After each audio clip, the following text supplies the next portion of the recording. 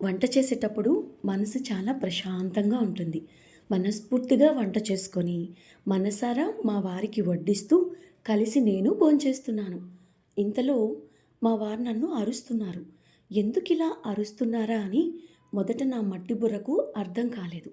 తీరా ఆలోచిస్తే ఇవాళ కూర చాలా రుచిగా ఉంది.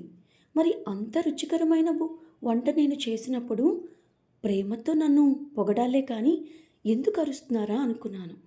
చూస్తే కూర బాండి ఖాళీ అయిపోయింది. అంటే కూర రుచిగా ఉండటం వల్ల మా వారు 4 ముద్దలు ఎక్కువ తిన్నారనమాట.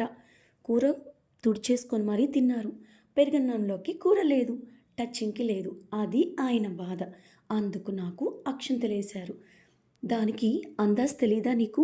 వంట చేసుకునేటప్పుడు కరెక్ట్‌గా చేయాలా? కొంచెం ఎక్కువ చేసుకోవచ్చు కదా అంటారు. మీరే చెప్పండి.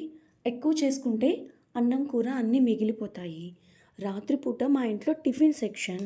మరి భోజనం ఎవరు చేయరు. మిగిలిన దాన్ని పడేసుకోగలుగుతామా? ఆహారం విలువ తెలిసిన నేను, నా కష్టం విలువ తెలిసిన నేను ఎలా పడేసుకోవాలనిపిస్తది?